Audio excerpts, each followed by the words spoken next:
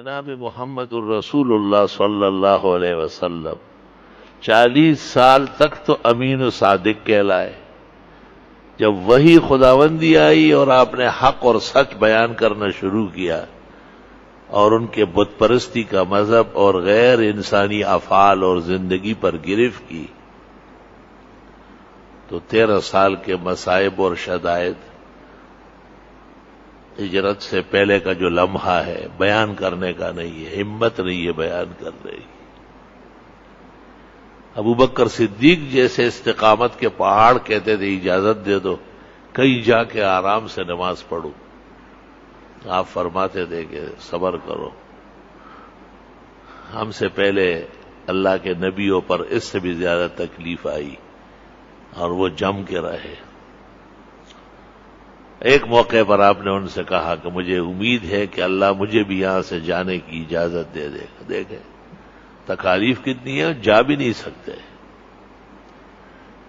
ابوبکر صدیق بے انتہا خوش ہوئے. بخاری میں حضرت کو کہا الصحبہ، ساتھ رہوں گا. آپ نے کہا لکا صحبہ، ساتھ ہی رہو گے. حضرت عائشہ فرماتی ہے کہ رسول اکرم صلی اللہ علیہ وسلم ہمارے گھر صبح یا شام کو یا صبح و شام دونوں تشریف لاتے تھے، یہ معمول تھا. لیکن ایک دن دوپہر کے وقت آئے جو آنے کا معمول نہ تھا. بی بی صاحبہ کم سن تھی، چھوٹی تھی، بچی تھی، لیکن اتنی ذہین اور ذکی تھی کہ سمجھ گئی کوئی معاملہ ہے، یہ وقت تو آنے کا نہیں ہے. آپ نے حضرت ابو بکر کو کہا کہ علیحدگی میں بات کرنی ہے. آپ نے کہا کہ میری بیٹی اسماء اور عائشہ ہے اور کوئی نہیں.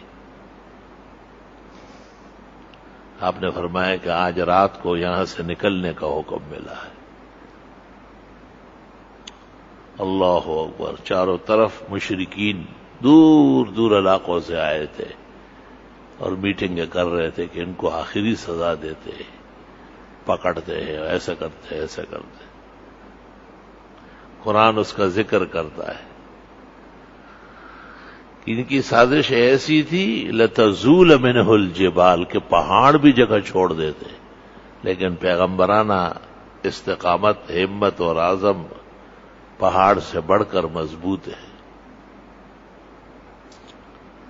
خاص حکمت سے اللہ جل جلالہ ام نوالہ عز شانہ عظم برہانہ اپنی شوکت الوہیت اور حکیمانہ طرز تکوین سے اپنے رسول کو اور ابو بکر کو خیر و عافیت سے وہاں نکلنے میں مدد فرمائی.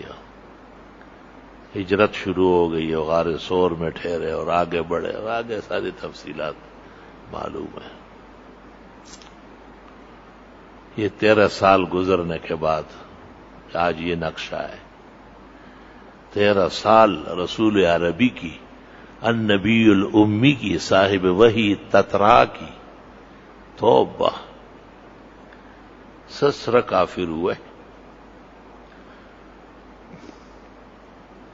یہ تمام تکالیف، مصائب اور شدائد اس لیے ہے کہ مقام بہت بلند و برتر تھا. بخاری شریف میں ہے ایمان کی طاقت کے مطابق تکالیف آتی ہے. جو برداشت کر سکتا ہو اس پر امتحان آتا ہے. پرائمری کا بچہ تو ایم اے کا امتحان نہیں دیتا، وہ اس کا اہل ہوتا ہے تو وہ دیتا ہے. اللہ اکبر و کبیر. بخاری شریف میں ہے کہ صحابہ شکایت کرتے تھے کہ کہیں جا نہیں سکتے ہیں، قتل کرتے ہیں، لوٹتے ہیں. آپ نے کہا تم کو جلدی کرنے لگے ہو. وہ وقت دور نہیں ہے کہ صنعاء یمن سے ایک خاتون زیورات سے جڑی ہوئی نکلے گی اور یہاں مدینہ منورہ آئے گی. وَلَا تَخَافُ إِلَّا اللَّهَ، اللہ کے سوا کسی کا خوف اس کے دل میں گزرے گا بھی نہیں. تو صحابہ بڑے حیران ہوئے. انہوں نے کہا ہے نا دوار تئی، قبیلے تئی کے ڈاکو جو چمڑے اتارتے ہیں زیورات کے لیے، کان کاٹتے، ہاتھ کاٹتے، وہ کہاں گئے ہوں گے؟ آپ نے کہا حفوظ ہوا، وہی تو راستے میں جگہ جگہ کھڑے ہوں گے، حفاظت کریں گے، کسی کو تکلیف نہ پہنچے۔ آپ مسکرائے، آپ نے کہا وہ وقت دور نہیں ہے، تم میں سے بعضوں کو نصیب ہوگا۔